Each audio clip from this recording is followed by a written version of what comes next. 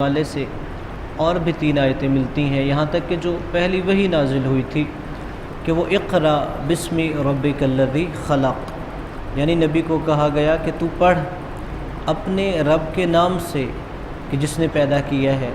یعنی وہاں پر بھی رب کے نام سے پڑھنے کا حکم دیا گیا ہے جو بسم اللہ کے معنی میں ہوتا ہے۔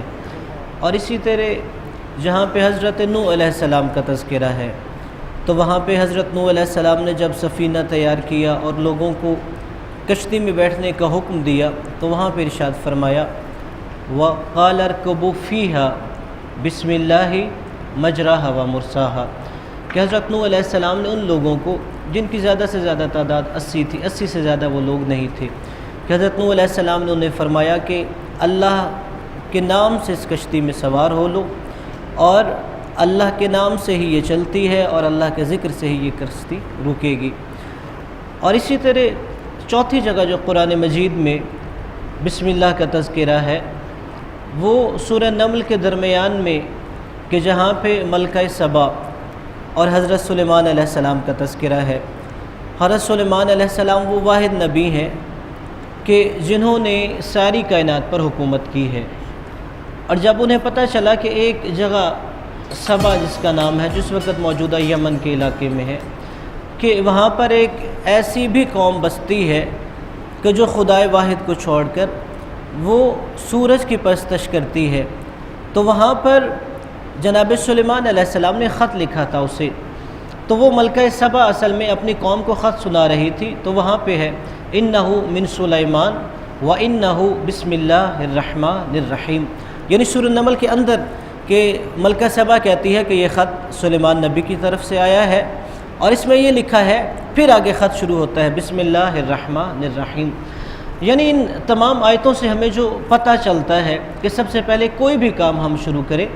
تو اس کی ابتدا میں بسم اللہ سے آغاز ہونا چاہیے۔ اور اسی طرح یہاں تک کہ جب نبی کی بعثت کا زمانہ جہاں ابتدا ہو رہی تھی، نبی کو حکم ہوا کہ وہ لوگوں کو تبلیغ کریں، تو نبی کو بھی یہ حکم ہوا تھا کہ اللہ کے نام سے اس کار خیر کا آغاز ہونا چاہیے۔ تو اس سے یہ پتہ چلا کہ صرف ایسا نہیں ہے کہ ہمارا کوئی دنیاوی کام ہے تو اس کے لیے بسم اللہ ہونی چاہیے، بلکہ تعلیم و تربیت کے حوالے سے بھی ہمارے جتنے امور اور کام ہونے چاہیے ان کا آغاز بھی اللہ کے نام سے ہونا چاہیے۔ اور جہاں پہ حضرت نوح علیہ السلام کا تذکرہ ہے کہ انہوں نے اپنے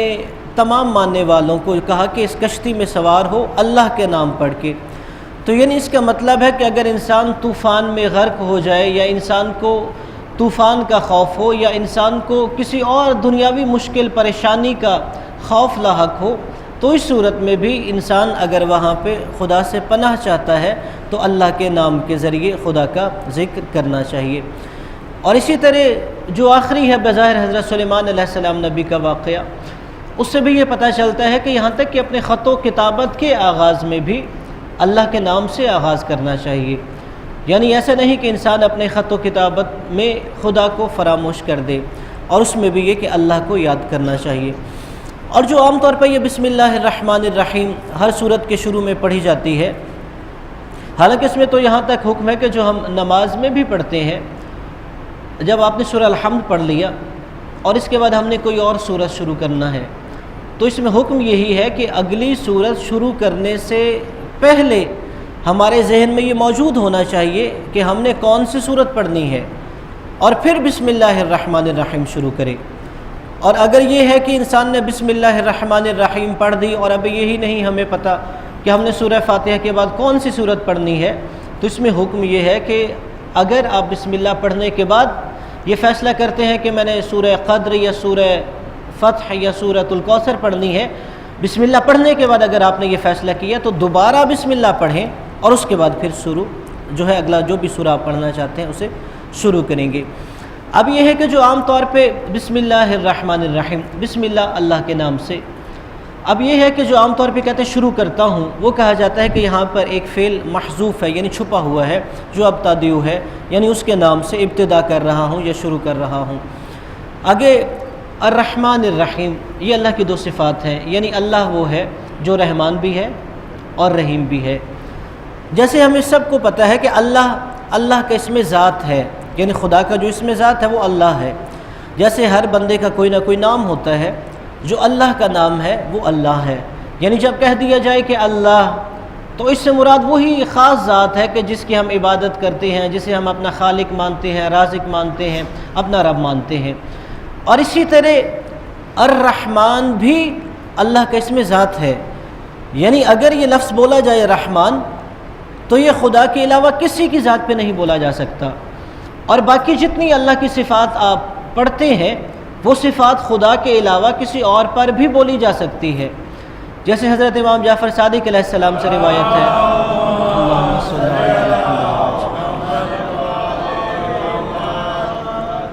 کہ جو وہی رحمان اور رحیم کے بارے میں جب چھٹے امام سے سوال کیا گیا تو امام نے فرمایا الرحمن اسم خاص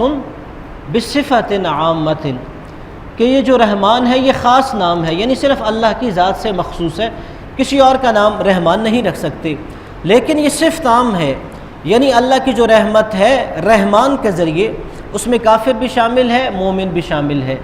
جیسے اگر اللہ کی یہی رحمانیت کو دیکھا جائے تو اللہ رحمان آدم کے لیے بھی ہے، شیطان کے لیے بھی ہے، جناب موسیٰ کے لیے بھی ہے، فرعون کے لیے بھی ہے، جناب ابراہیم کے لیے بھی، نمرود کے لیے بھی۔ اللہ کی یہ رحمت ہر ایک کے لیے شامل ہے۔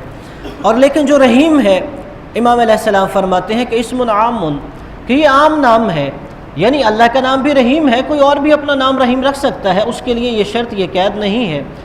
لیکن بصفت خاصۃ، یہ صفت خاص ہے۔ اللہ کی جو صفت رحیم سے رحمت ہے وہ صرف مومنوں سے خاص ہے، یعنی اس میں ایسا نہیں ہے کہ یہ رحیم کے ذریعے جو صفت ہے رحمت وہ ہر ایک کے اپنے اندر شامل کرتی ہو۔ اور اسی لیے اگر عربی گرامر کے اعتبار سے دونوں میں فرق دیکھا جائے، رحمان صیغہ مبالغہ ہے، یعنی خدا کی رحمت لامحدود کے بارے میں ہمیں بتاتی ہے،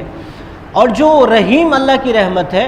وہ صفت مشبہ کہا جاتا ہے، صفت مشبہ جس میں دوام ہو، استقرار ہو، اور یہ صرف مومنوں کے لیے اللہ کی رحمت ہے، کہ جو آخرت سے خاص ہے، کہ جب آخرت میں اللہ تبارک و تعالیٰ کی رحمت ہے وہ صرف اس کے صاحبان ایمان بندوں کے لیے ہوگی۔ جو اللہ کو نہیں مانتا، جو اس پہ ایمان نہیں رکھتا، آخرت میں اس پر خدا کی رحمت نہیں، وہ اس سے فیض یاب ہوگا۔ اس لیے انسان کو چاہیے کہ اپنے ہر کام سے اگر آغاز کرنا چاہے تو پہلے بسم اللہ سے آغاز کرے، اور اگر اسی طرح انسان اپنی دنیاوی زندگی میں مختلف مصائب و مشکلات سے بچنا چاہتا ہے تو اس کے لیے بھی کسی بھی امر کے آغاز سے پہلے بسم اللہ سے ابتدا ہونی چاہیے۔ صلوات پڑھیے محمد والے محمد۔